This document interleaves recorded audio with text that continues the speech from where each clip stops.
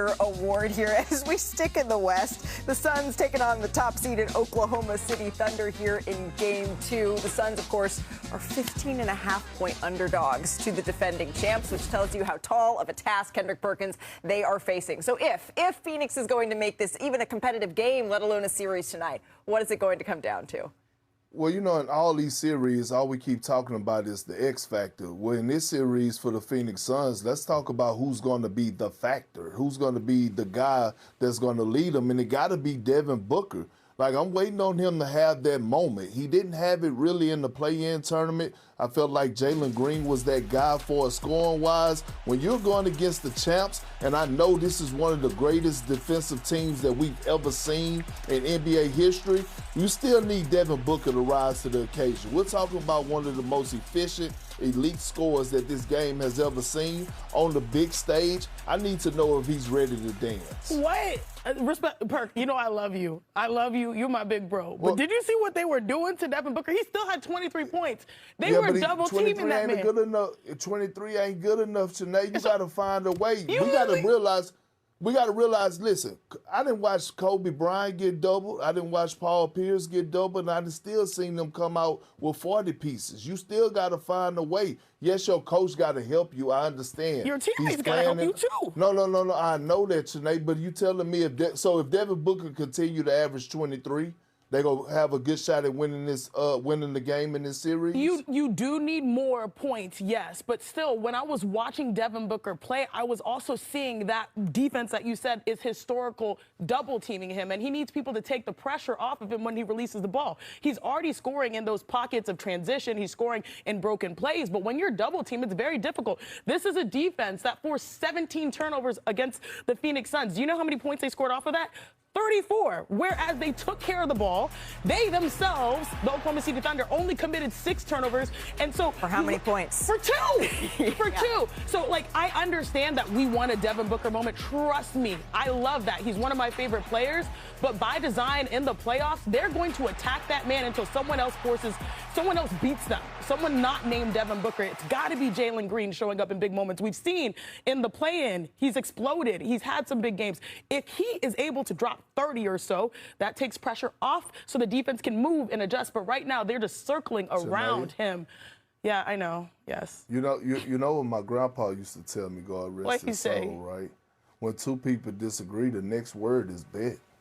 Oh, we go. Oh! All right. Well, then that perfectly brings us to our betting segment. Shoot your shot. They're going to bet a llama. Texans are going to bet a llama. By DraftKings Sportsbook. All right. Let's roll through a couple of these here, starting with you, Sinead. And for all of these reasons, I am betting that Jalen Green scores at least 18 points. You need about 25 or 27 from him to take the pressure off of Devin Booker. And speaking of Jalen's, let's go to J-Dub. He will get at least 5 rebounds in my eyes because he's playing aggressive and he's also leading the break when SGA doesn't have the ball. And speaking of SGA, he's due. He's due. He had 25, I think, in game 1. He likes to get to that 30 line, so I like SGA, the front runner for MVP, to be productive. Perk, Kendrick. Perk, Kendrick. I'll add that all up, plus 390 on DraftKings Sportsbook. All customers can get a profit boost every day of the playoffs. Download the app, use the promo code. After leading Arkansas to its first SEC tournament title since 2000, Darius Acuff Jr., he went on to score 88 points in 3 NCAA tournament games. By the way, that's the most by any freshman in their first 3 games in tournament history. Acuff, he also passed a Hall of Famer, Bob Pettit, in the process for the most points by any SEC player in their first 3 career NCAA tournament games, which is pretty impressive. And with that, we welcome in the SEC Player of the Year, the Bob Cousy Award winner, Darius Acuff Jr. Darius, welcome to NBA Today. Thank you for having me. We are very, very excited to chat, especially because I know the draft is coming up very quickly, and you're here with some really special news to share. Yeah, first I want to just thank God. I want to thank my family, of course. Without them, I wouldn't be here. I want to thank all the coaches that I've dealt with in my life, all the teammates, and With that being said, I'm going to be declaring for the 2026 NBA draft. Declaring for the draft. Congratulations. I know your friends, your family are here as well. That is huge. That is huge. Congratulations. And this comes after you had a really historic season at Arkansas, right? You became the first player to lead the SEC in points and assists since Pete Maravich. When you look at your game, what are you most proud of in terms of the body of work you put together? Just winning with my teammates, I say. The main thing I always want to do is build a relationship with new guys. Coach Cal helped a lot with that.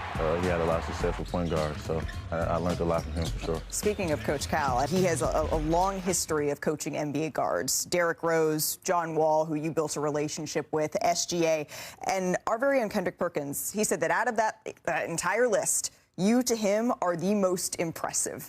How does that compliment sit with you? I see you have your game face on, but that has to mean something. Yeah, nah, it's definitely a great feeling. Perk, my guy, he's a great guy. He's funny.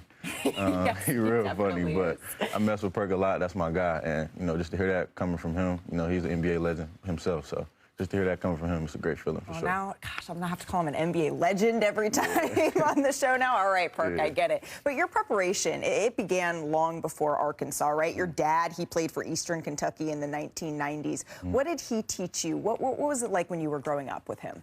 It was mainly basketball, but he definitely taught me how to be a man, how to handle myself. He always told me just be yourself. Don't never change for nobody. And, I always live that way. And, if you look at me and you look at him, you would think we're the same person. So everything I learned is from him for sure. Oh, I see you looking over my shoulder because Pops is here, proudly smiling as you're talking about him. So be careful how you answer this next question.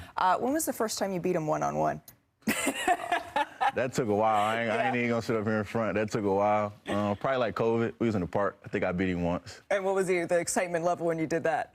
Nah, I was lit for sure. He was more happy than me though. I don't really think like he beat me for like a couple years straight. I ain't gonna lie. I was mad about it, but once I got him, I was good. Yeah, once you got him, and then you never looked back from there. Yeah. We are talking a lot on this show right now, of course, about the NBA playoffs. It's the best time of year, and you were saying that this is really when you lock into NBA basketball. Yeah. Do you envision yourself how you can make an impact on playoff teams when you're watching this level of hooping?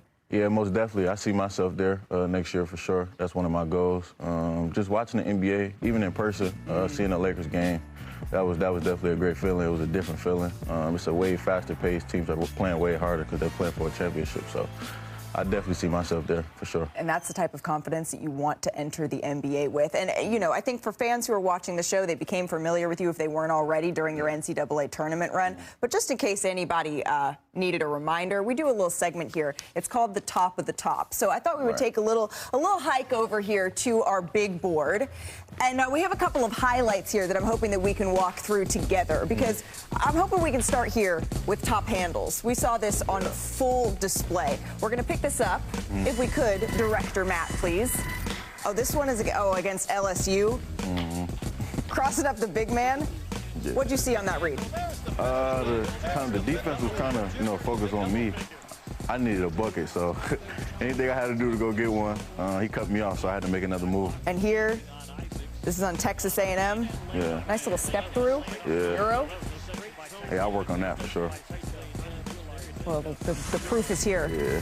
Top dimes, because you have vision here. This is again against Texas. That's my favorite one. Why is that? Because he finished it like that.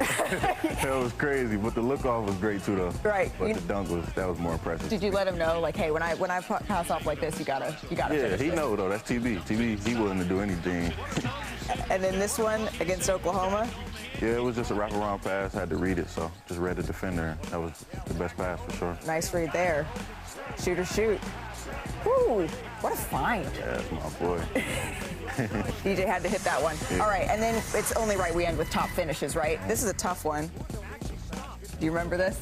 Yeah, walk us through. Cross and one. Yeah, it was, the defender was kind of in a drop, so he was kind of rotating both ways, so I had to split him, and, I knew his body could, block it, so I just got into his body, got the and one. I see things like this. You got to hear the Kyrie comps, and people go, oh, I see the smile on the jam. Yeah. They don't talk about that enough, but nah, that was crazy. I ain't even expect myself to do that. See, it's always the best though when you can kind of surprise yourself a little bit on things like that. Hey, before we let you go, something else that was really impressive to me was hearing Allen Iverson talk about you and the comparisons that he felt that you two, the similarities you had. What did that mean to you to hear that from an NBA legend? It meant everything.